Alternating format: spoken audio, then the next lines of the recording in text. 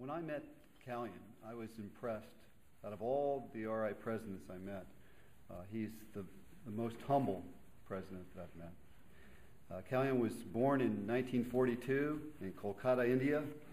He graduated in 1964 with a degree in chemical engineering from the Indian Institute of Technology in Kharagpur. He also attended Vishbharati, a school started by the Nobel laureate poet Rabindranath Tagore. He is a director of United Phosphorus Limited, one of the largest manufacturers of agrochemicals in India. He's also a director of Unifos Agro Industries Limited. He is the chairman of United Phosphorus Bangladesh. He lives in Vapi, Gujarat, 160 kilometers north of Mumbai, and has contributed significantly to its development as one of the largest industrial states in India, assisting in its providing of infrastructure for healthcare and education in his town. Kalyan Banerjee has been a member of the Rotary Club of Vapi since 1972. He was his club's president in 1975 and became district governor in 1980 during what was then Rotary District 306. He served as Rotary International Director from Zones 5 and 6 in 95 and 97, and in 1997 became the General Coordinator of the Poverty and Hunger Alleviation Task Force, originating Rotary's program of low-cost housing. He served as trustee of the Rotary Foundation from 2001 to 2005. He also has been a member of the International Polio Plus Committee of Rotary International, as well as Rotary's Reach Out of Africa initiative. The Nayandam High School, Haria Rotary Hospital, Rofel Commerce and Arts College, and C.D. Patel Gujarati Medium Technical School are just a few of the permanent projects undertaken by the Rotary Club of Vapi, which has changed the social fabric in that industrial town of Gujarat. The Rotary Club of Vapi and its trusts also run a full-fledged science college and pharmacy college MBA program for graduates. Kalyan has been involved closely in both their formation and operation. He has also contributed in many other activities in his community and elsewhere. These include membership of the American Chemical Society, the Indian Institute of Chemical Engineers, and the Senate of the Vishbharati University. He has been president twice of the Vapi Industries Association and is a past chairman of the Gujarat Council of Confederation of Indian Industry. He is a trustee of several trusts, including the Jay Research Foundation and the Rotary Awards for Humanity Trust. Kalyan is an avid reader, loves spending time with his children and grandchildren. His hobbies, which he shares with his wife, Vinoda, include yoga, pranayama, and hiking. Kalyan is married to Vinoda, an active social worker and a member of the inner wheel of Vapi. They have a son, Kanishka, a chemical engineer, has a focus in environmental management, currently living in Sydney, Australia, and a daughter, Ruma, who has an MBA and is currently living in Canada with her husband, an IT engineer, and they also have 4 grandchildren. Please give a warm welcome to our 2011 and 12 Rotary President, Kalyan Banerjee.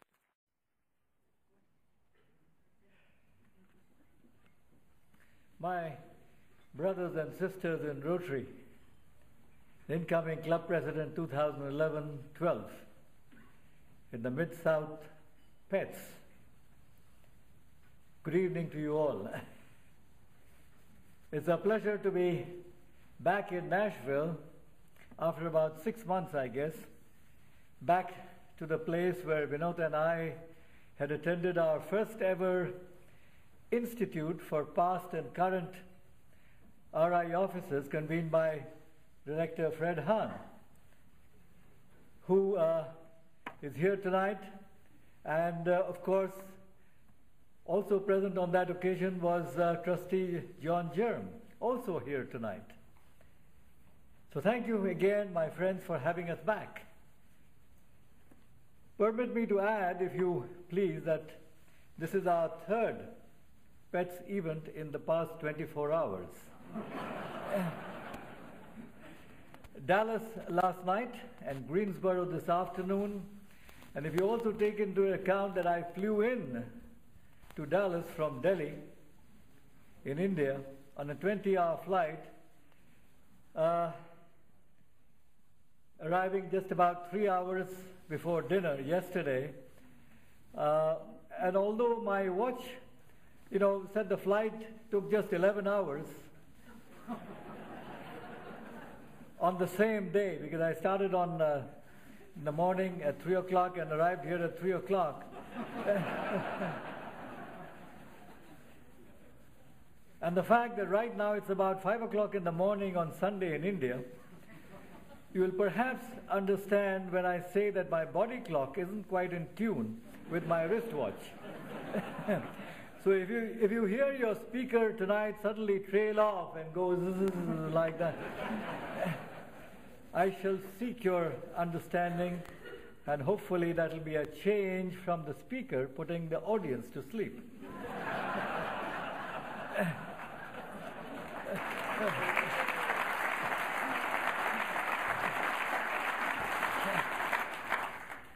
Tonight, I guess I'm supposed to be talking about my theme. But I'm aware you have had 2 busy days, so are you truly prepared to listen to one more after-dinner speech? I ask because I've often felt that we, Rotarians, particularly the past officers, we tend to talk a lot. We spend a lot of our time talking, and whenever you go to a club meeting or a training session like this one, or to a district conference, I think it is safe to say that you will not escape listening to a speech or maybe even a few dozen speeches. And if you are in Rotary for any length of time whatsoever, it is pretty much a given that you will be asked sooner or later to give one yourself. And then you have the humbling experience of spending hours carving a gem of oratory, polishing it to perfection in front of your bathroom mirror, striding out onto the lectern full of confidence and enthusiasm, and then watching your audience nod off somewhere around paragraph number 2. Well, I've been a Rotarian for quite a long time, and I don't want to think too much about how many people I have put to sleep over all these years. But one of the really great things about speaking to a group of Rotary Club presidents-elect is that you know that here everyone is wide awake. Because all of you know that you are here for a reason. You are here to learn how to be a better, bolder president of a bigger Rotary Club. And not just that, you are here to learn how to be the president of a great Rotary Club, to build a stronger Rotary, a stronger community, and a better future for all of us. Let me pause a bit and ask all of you a question. Have you wondered, why are you all here tonight and these days? Have you given it a thought? Isidore Rabi, who won the Nobel Prize in Physics back in the year 1944, was once asked how he became such a successful scientist, and he gave a very interesting answer. He said, every other child would come back from school and be asked, what did you learn today? But my mother used to ask me something else. Izzy, she would say, did you ask a good question today? And that, he said, made the difference. Well, we are here at this PETS to ask those good questions. We are here to learn from each other, to try to start seeing things in different ways. We are here looking not just at what we know, but at how we know it.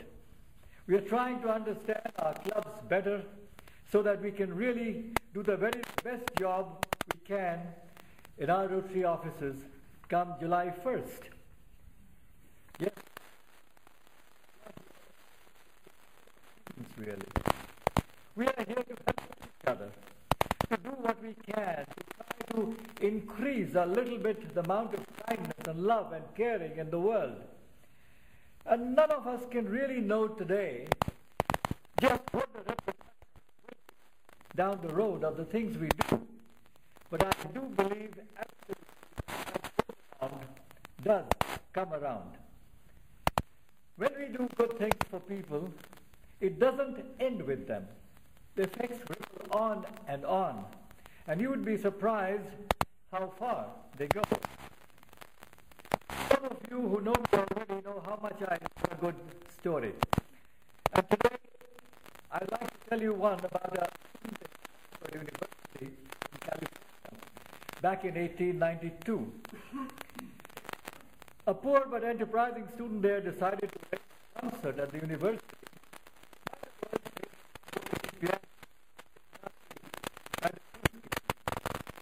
It's a little imagine now, but back then, Banerjee was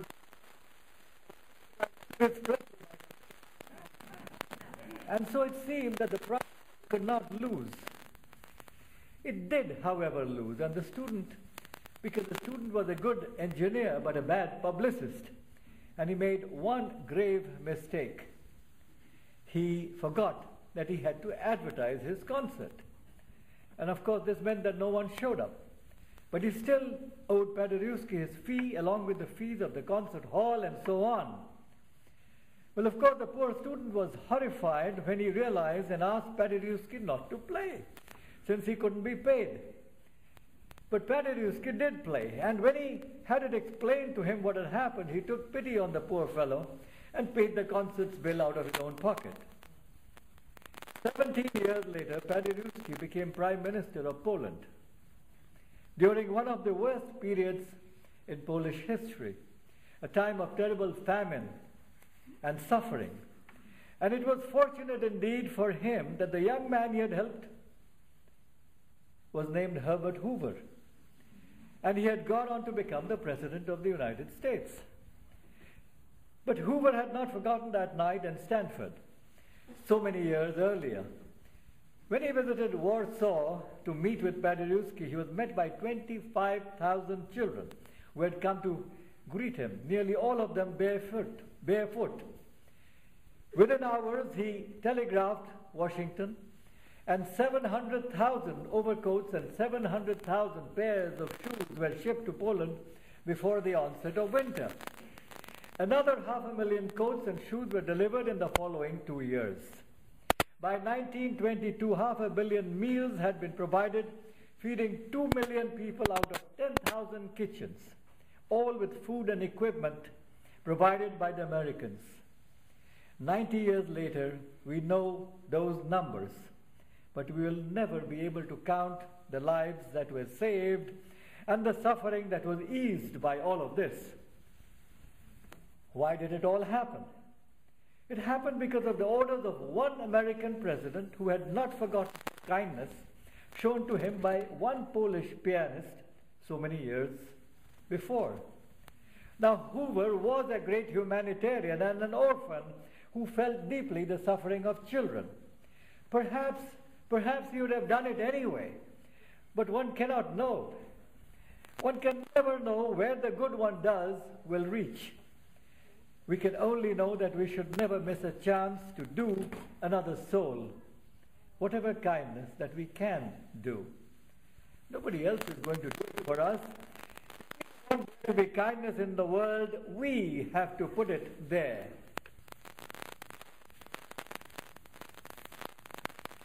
And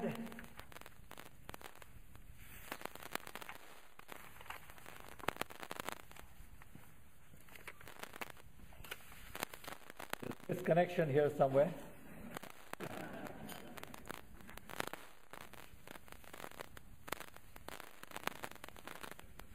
Where does it all come from? It's not a question. Where does one find kindness? Of course, we can find it only in one place, within ourselves. And that's the only way there is to create a